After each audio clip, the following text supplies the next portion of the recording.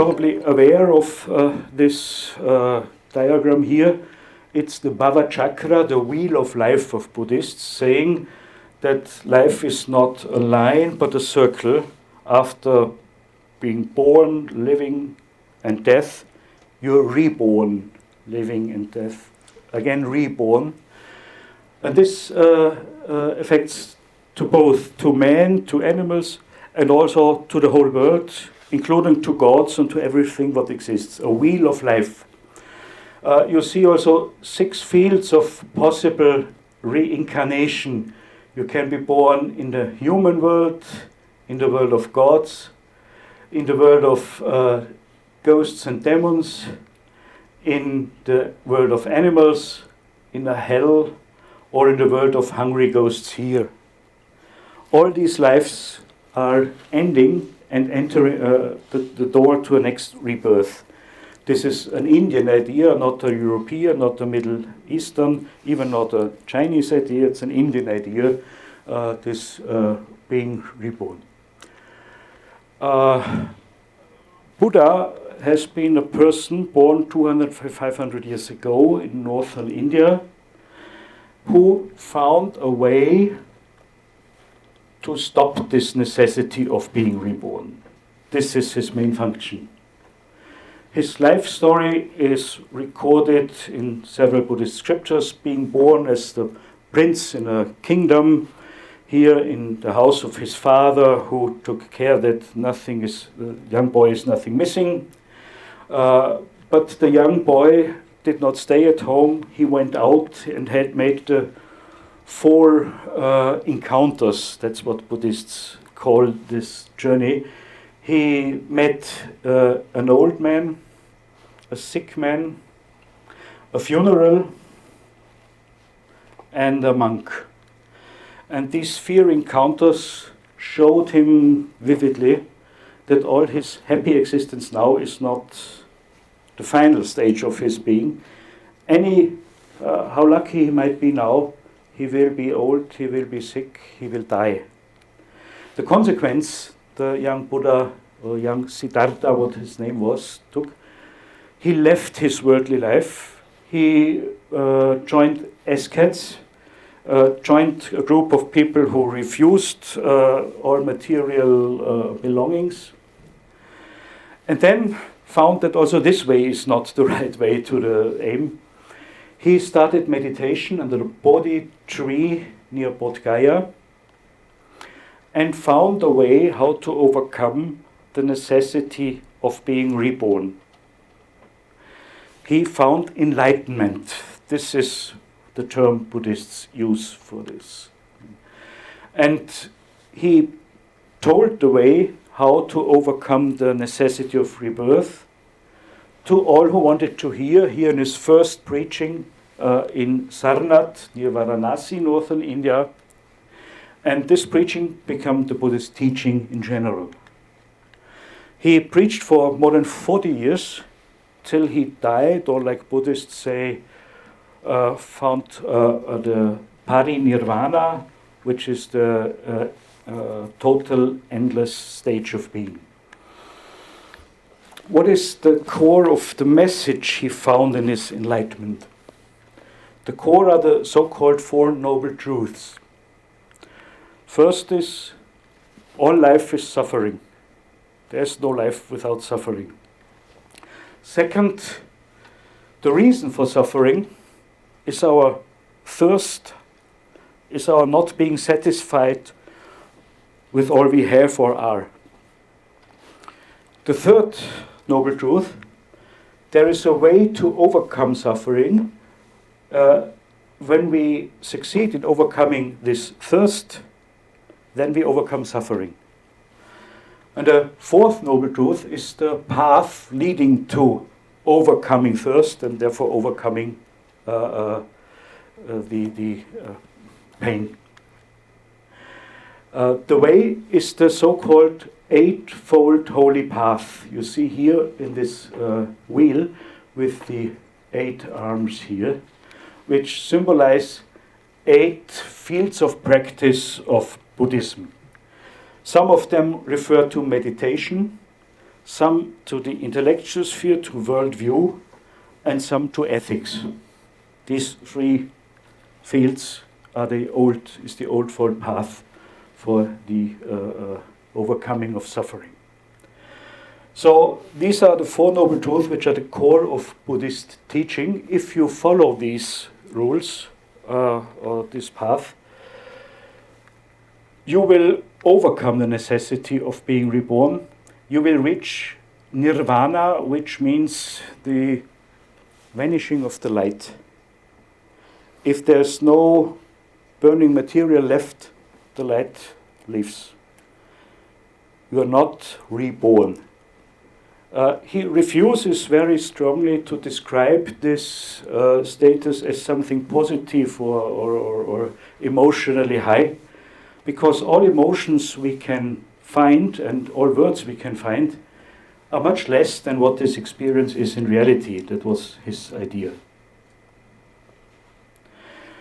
So when you hear about these ideas, probably familiar to you, you might also feel a certain distance to some so-called Buddhist practice, which is only aiming in a good rebirth or in a good deal here in this or that way on earth. It's not the aim of Buddhism. It's the aim is here, is nirvana. You also are familiar with the three main branches of Buddhism, I suppose, which is the early Buddhism, Theravada Buddhism in South Asian parts here, mainly Thailand, Myanmar, Cambodia, Laos, Sri Lanka. Then the Mahayana or Northern Buddhism, which Taiwan is part of, but China, Korea, and Japan also share this. And the Tibetan Buddhism, Vajrayana, which is home in Tibet and also in Mongolia. Quite different forms of Buddhism, of course.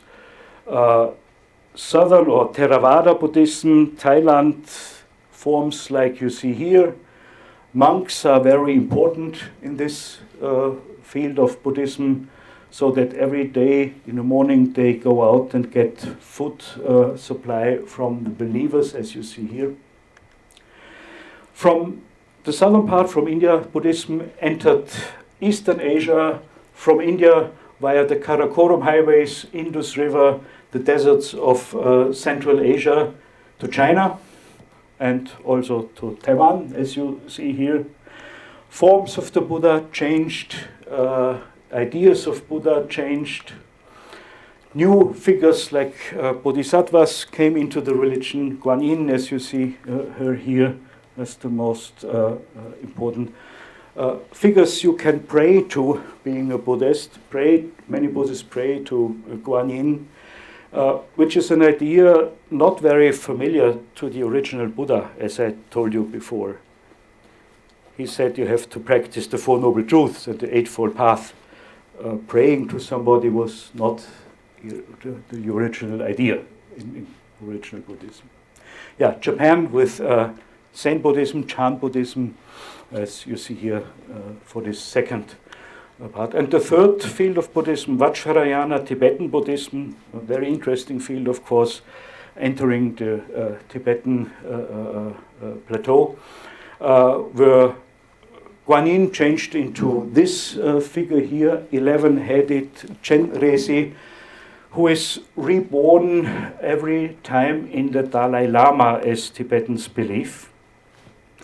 A figure helpful to Tibetans and to all suffering beings all over the world.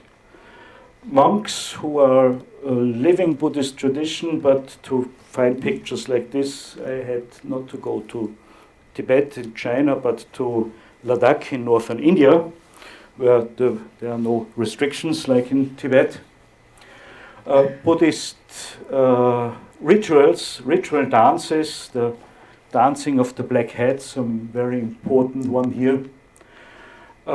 Devotion of lay people with the prayer wheels, you see them here in their hands.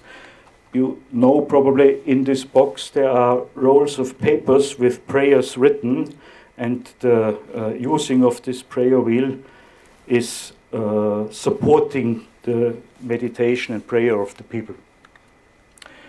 You see people here on the pilgrimage to Lhasa, the center of Tibetan Buddhism. What are they doing? They are falling down on earth, bending out their arms, then getting up, proceeding with the feet to the point where the hands have been before, stretching and falling down again, and again and again, till they reach Lhasa and the sanctuary in Lhasa. You know the place where I took this picture, the distance to Lhasa is 130 kilometers.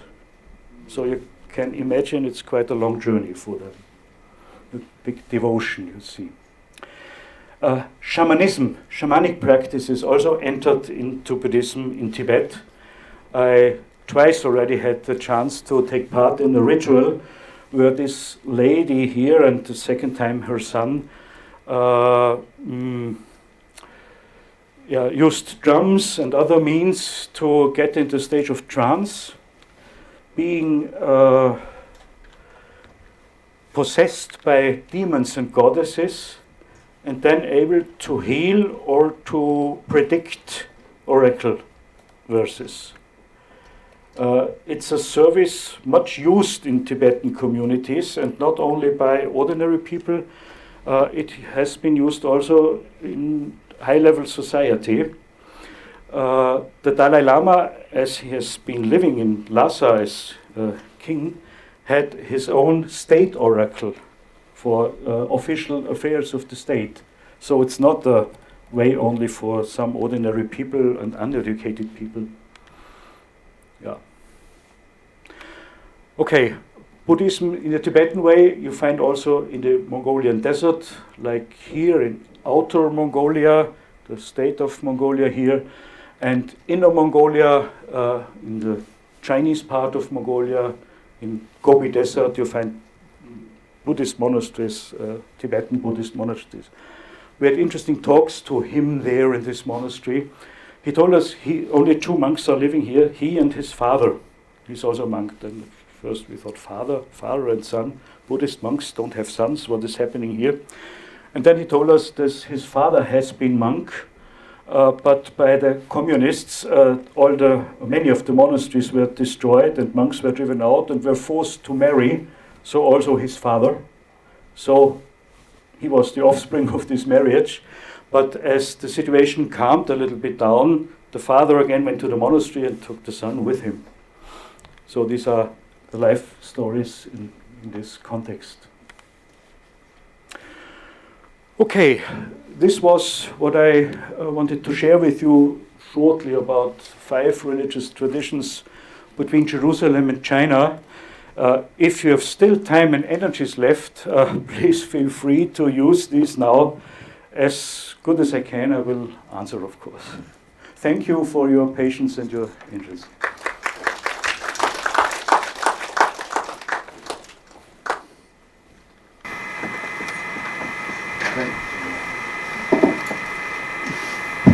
Thank you for Professor Markus Ladstätter to introduce us different religions in comparative perspectives. Right now, I would like to ask for questions. Would you have any questions which you want to know more? Or any questions, welcome. So the floor is open. I will raise the first question. Actually, I think in Austria, the Buddhism is not so many, right? The Persian is very little. And in your classes, what is the students' main interest, especially for the comparative religions, this part? Yeah. Thank you, Professor Huang, for your question. The first question is also the difficultest one. Now, Austria is a very small country. Total population is only 9 million people. 9 million, whole of Austria. So it's one third of Taiwan, right? So out of these 9 million people, it's quite hard to say how many people are Buddhists because we have no official statistics of religion. only estimations and the number the communities make public. It might be a number of around 20,000 people who are Buddhists. More than these 20,000 for sure sympathize with several practices from Buddhism. That means you find meditation courses with many people beyond these 20,000, but they would not call themselves Buddhists. To become Buddhist as a whole religious confession is rare, but to sympathize with Buddhism is very popular in Austria. You go to a furnishing center shop, you can buy plants and figures, you can buy Buddhas for your garden also, just for decoration. It's popular. But this doesn't mean that people are really living Buddhist life also. Now my students at a Catholic University College for Education for teachers, most of them are Catholics, some are other Christian denominations. There are some Muslims and of course also some people without any religion. I never had a Buddhist student on that college. I had Buddhist students at university, but on that college till now not. They are interested in religion in different ways. Some of them who want to become teachers of religion, they are very interested in their own tradition, which is mostly Catholic, but also in other traditions. The second part of my students is quite interested in Islam because of practical reasons. They all know that when they are teachers after their studies, they work as teachers, they will have Muslim students, children in their classes. So how to deal with them? What happens when Ramadan comes and the children say we are not allowed to eat? What should the teacher do? So they want to get advice and orientation in this field, and that's what they are interested in. I would say 20 years ago, there was some personal many people interested personally in Eastern religions like Buddhism, Taoism, but nowadays it's not so often, is my impression. Thank you. Is there any question? If not, I will continue to ask about the Ramadan. I think it's a very practical question. If a teacher, so the students in his or her class, and they want to follow these rules, how will a teacher whose background is from Austria, will they let them just follow the rules, or there's also regulation at a school that the students need to follow, although they have their own tradition? Mm-hmm. In general, if a child or a person wants to participate in fast in Ramadan or not, is his decision and his family's matter in principle. The school would not intervene if there is no other aspect. As soon as there are other problems, being, for instance, the child gets weak and feels not good, the school has to intervene. It has to talk with the parents, talk with the child, talk with the parents. For this aspect, for instance, it's good to know that the ongoing teachers, and they learn this in my class, they know fasting rules in Islam only apply for people when they are obliged to ritual law, which is after which is after personal maturity. That means 12, 13, 14. So a child in elementary school would seldom come in the situation that it has to keep this. If the teacher knows, he can advise, you are not forced to. Of course, parents can say, but we want him to. And then you have to talk with the parents. We also advise then to take the help of the teacher of Islamic religion of that school, which many schools have, teachers of different religions. The teacher of Islamic religions knows about this. And even if the child or the family does not want to believe the general teacher or the director, they might believe the Islamic religion teacher because he knows about Islam. They trust him. And when he tells them, your child should eat, they probably will follow. Of course, some children want to take part in this Ramadan because when I take part, I am adult. I am already like the adults. Huh? I like this. So there's also some eagerness and sometimes too much eagerness. Any question? You could also use speak in Chinese. You can translate. Yeah, please.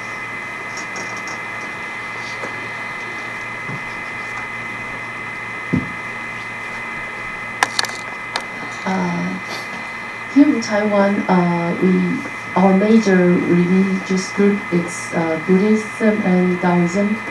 And as a Christian, we heard when we are approaching people, telling them about Jesus and telling about Christianity, there always is a common saying here in Taiwan. They say that all religions means well in a sense that would persuade people to do good. And I wonder what would be your response to such kind of saying? The message of all religions is do good. That is what you means well. Means well to persuade people to do good things. Yeah. I would generally, on a first step, I agree. Most religious traditions want people to do good and encourage them to do so and also give them support to do so. So in this respect, most religions are partners and not enemies or foes. Of course, sometimes the definition of what is good is not the same. And there we come into problems. So this general saying would require also a sharper glimpse on this question, what exactly is the good? There will be many things which are agreeable among all religions, what is good. But you might find issues where you can't get an agreement. And there you have to discern and to find your way. Thank you. I have a small question. You know, in Germany, they will have the church need to pay tax, Kirchensteuer. How is the situation in Austria? Is it the same? Different religious communities should pay tax, or what is the situation in Austria? In Austria, it's like this: if a religious community takes money or not, or in what way, is their own choice and way. The state does not interfere. It's not like in Germany that the state collects the money and gives it to the religious communities. So in Austria, being member of the Catholic Church implies you have to pay a yearly amount of contribution to the church. That's a matter between you and your church. In the Catholic Church, it's quite it's regulated in a very, very strict way, but without any interference of the state. Other communities also take their money from their followers, but in different ways. There are communities, we say, a small fee for everybody and you are a member. Others say only donations. It's up to them how they regulate this.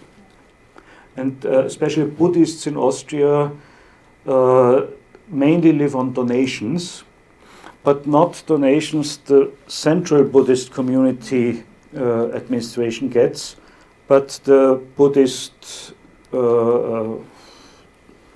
temple or group which collects the money from its direct members, not from a central state place. They also have believers from Austria, right? Buddhists? Yes. Of course, I said about 20,000 people are Buddhists in Austria. There are some are native Buddhists with migrant background coming from Sri Lanka or so, or Thailand. But some also converted Buddhists, which have been Austrian Catholics or non-believers or whatever, Protestants becoming Buddhists. Is there any Buddhist community from Taiwan also in Austria? For example, Ziji or Damajang Mountain or Foguangshan? Or mostly from Thailand? I once heard about Foguangshan. Foguangshan I heard in Austria. Fuqing.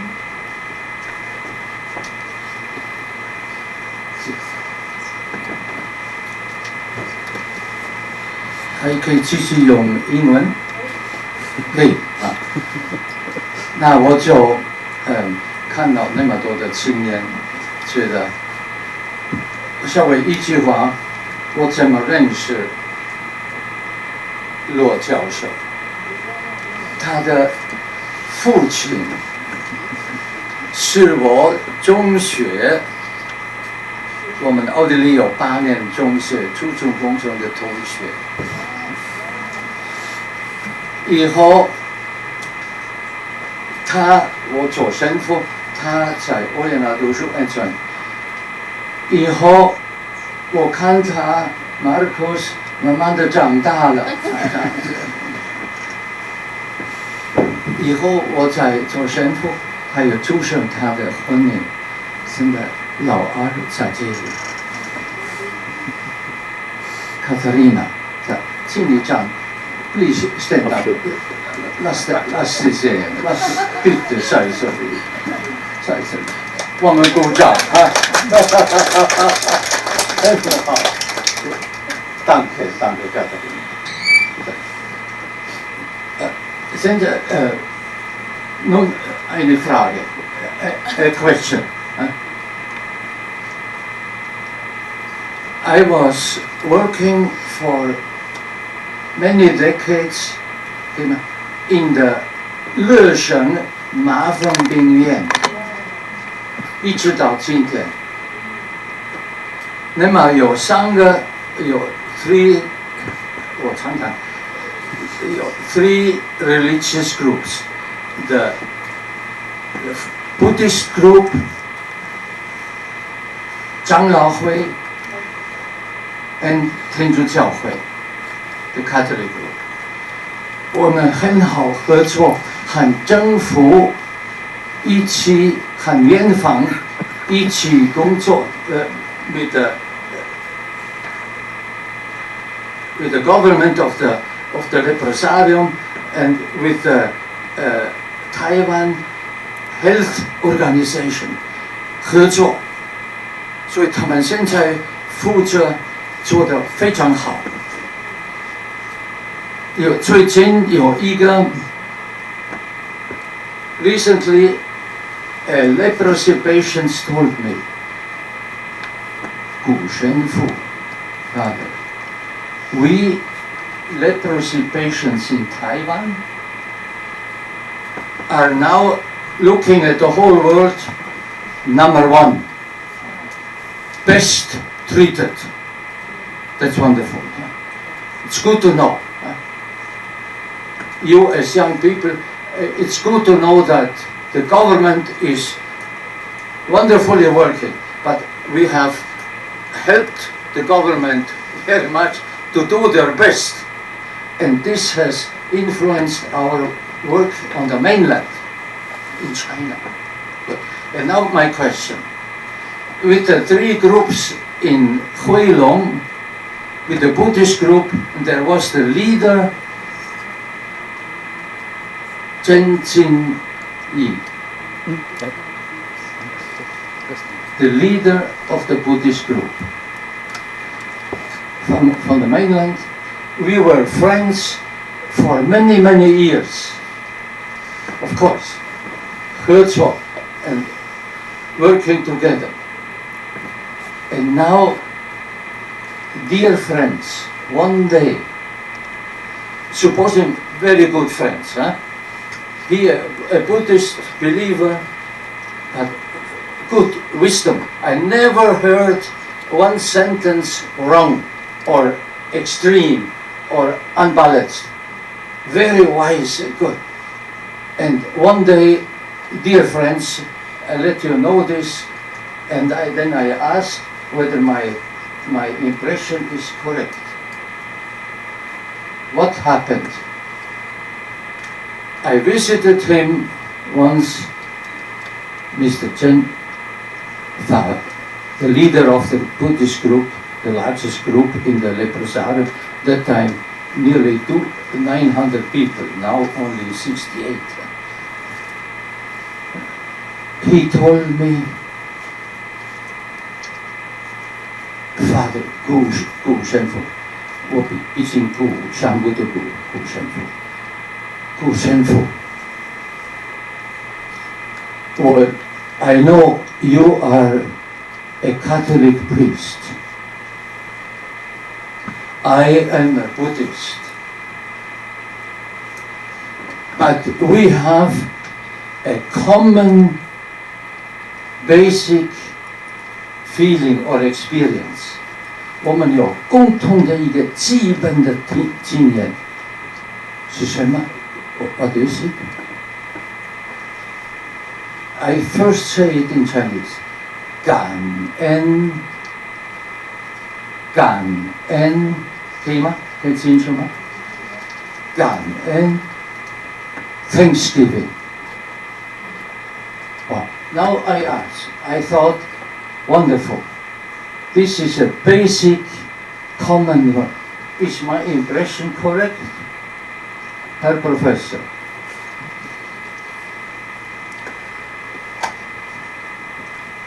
Your experience can never be not correct.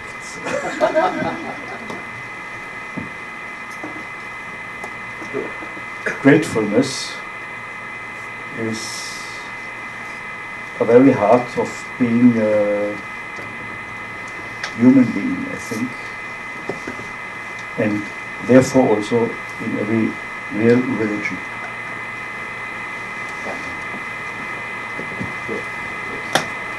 有没有同学想要提问吗？好，明记是老师啊。要请黄主任帮我翻译。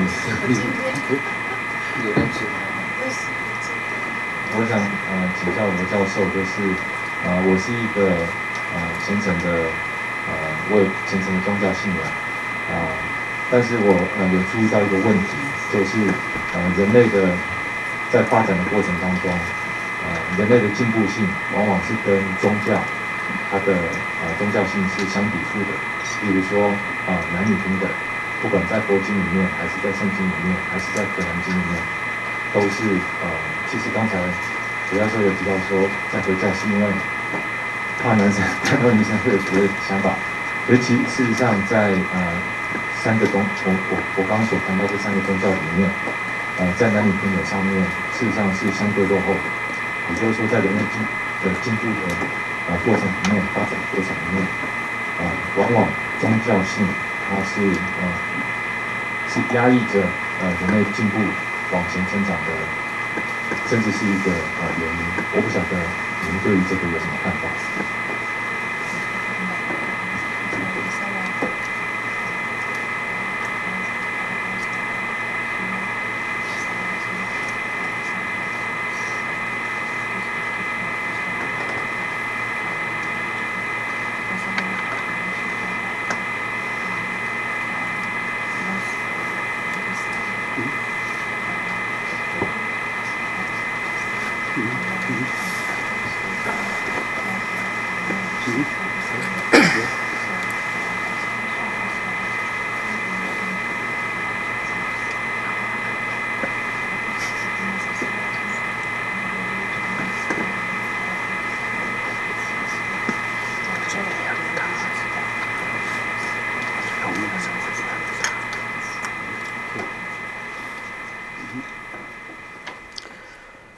Thank you for your question and also for the translation.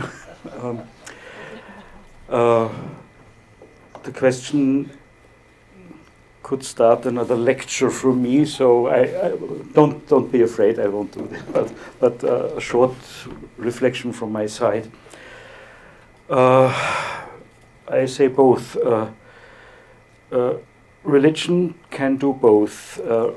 Religion can foster human and humane development of society and can block it. And both is reality. Religion has the inner potential to motivate people to give their best, also for the progress of humanity. And the whole history of mankind and of religions shows this in many impressive ways, although we sometimes tend to forget this because we take many things for granted and don't realize that they are a gift. But on the other hand, we have also developments in religions which are backwarded, which hinder real human potentials. And of course, we cannot say if religion it's good, if not religion it's not good, or the other way around. Religions can and should be partners, one to the other religion, but even more to the non-religious or secular world, and offer their best, but in the consciousness that they cannot decide themselves what the other partner has to take. In freedom. In freedom. Especially with respect to the role of women. There is much to be done in many religions. According to me, this is not simply the fault of religion as religion, it's the fault of a social system called patriarchate, which we find all over the world, in religions and without, also in societies without religion. But religions would have their potential also to overcome this, and I would really much like see religions to do this also, and I actually sometimes I suffer from a lack of this action in this way in many religions. And the separation of men and women in praying is the least of the problems. There are really greater problems than this. Thank you. So I think maybe we could think about what is development. If a religion could purify the society and the mind of people, would it be also a kind of development, right? Normally we talk about development, maybe we appoint it to technology or economy, but we seldom to talk about the development of the inner parts of mankind. So I think maybe the meaning of development should also be clarified. Yeah. Is there any questions? Okay. So I think because the limitation of time, maybe we stop here. If you have any further question, you could send me. I could send Professor Ladstätter. Any questions, very welcome. Okay, so let us give a big applause to Professor Markus Ladstätter. Wonderful speech. Thank you.